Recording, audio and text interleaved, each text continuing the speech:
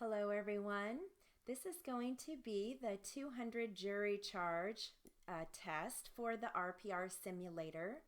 And this will be 5 minutes long, and I will read this at 200. Okay, ready? You need to know how each little piece of evidence in this 2-week trial is going to fit into the big picture. It is going to fit into whether or not Ian Thomas is guilty of the 3 offenses for which he has been charged. I have told you, and you know, and most of you, in fact, I think all of you have indicated in your questionnaires that you are at least somewhat familiar with the Kyle Matthews case, but you didn't hear the evidence in that case. Now, some of that evidence, as I mentioned, may or may not be contested, but because of the importance of this case, it is still necessary to tell you the whole story. It is necessary to explain all of the physical evidence, as well as the evidence that may be directed towards Ian Thomas, and some of that evidence, again, will be physical evidence, and some are going to be statements. We intend to tell you about all of that, certainly, during this opening statement and during this process. The judge told you that Mr. Thomas has been charged with 3 separate offenses: first degree of intentional homicide, mutilating a corpse, and first degree sexual assault. He told you the elements, that is, what it is the state has to prove. And we certainly intend to do that in this case. All right, the first legal concept that I want to talk to you about is the party to the crime. The judge has instructed you that a party to the crime is a concept or a form of criminal liability that is committed either when somebody commits a crime themselves or when they aid and abet the commission of the crime. Now, this is the law. Judge Mock will tell you what the law is. So whether you think this is a good idea or a bad idea, it's the law, and you have to follow this law. And so the description or the explanation of, as an example, what aiding and abetting means is important for all of you to know.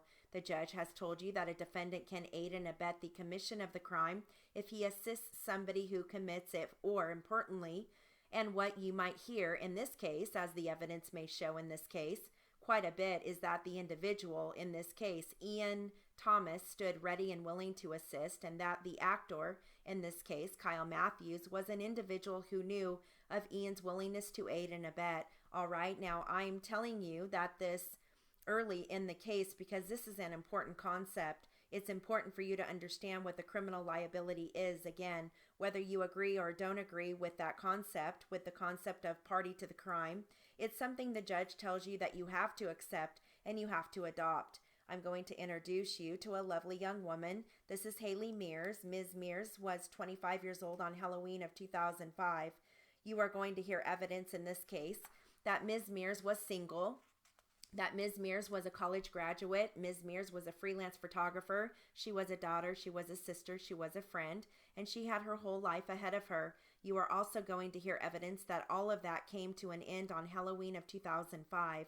This case begins at about 8:12 a.m. on Halloween day of 2005 when the plan was set into motion to take this young woman's life.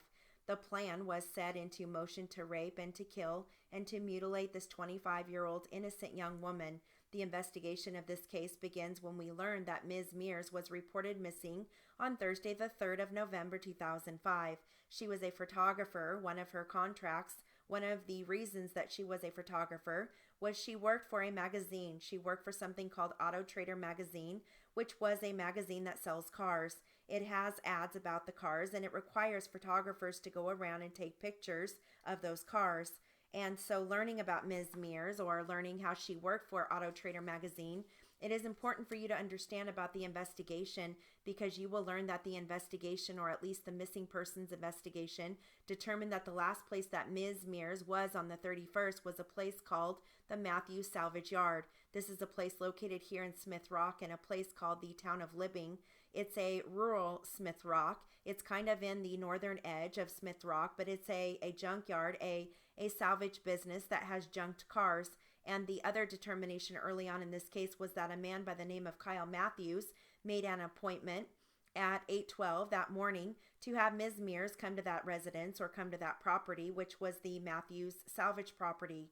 I've alluded a little bit earlier about the case against Kyle Matthews, and you first need to know about the case against Kyle Matthews, the investigation that pointed towards Kyle Matthews being involved in this case. you may already know, and many of your jury questionnaires told us that you knew at least some things about this man, about Kyle Matthews, that he had achieved some degree of notoriety in 2003 when he was exonerated, when he was released from prison for a 1985 sexual assault. You may know that Mr. Matthews, or you'll hear in this case, that Mr. Matthews was exonerated or set free because of something called DNA evidence, because there was some DNA evidence from the 85 case that didn't match. Okay, so we do have a word list. We've got Ian Thomas, capital I-A-N, Thomas, capital T-H-O-M-A-S. Kyle Matthews, capital K-Y-L-E, Matthews, capital M-A-T-T-H-E-W-S. Judge Mock, capital J-U-D-G-E, Mock, capital M-A-C-H. Haley Mears, capital H-A-L-E-Y, Mears, capital M-E-A-R-S. Matthew Salvage Yard, capital M-A-T-T-H-E-W-S. Salvage, capital S-A-L-V-A-G-E, capital Y on Yard. Smith Rock, capital S-M-I-T-H. Rock, capital R-O-C-K, that's 2 words. Libbing, capital L-I-B-B-I-N-G. State Crime Lab, capital S on State. Crime, capital C on Crime.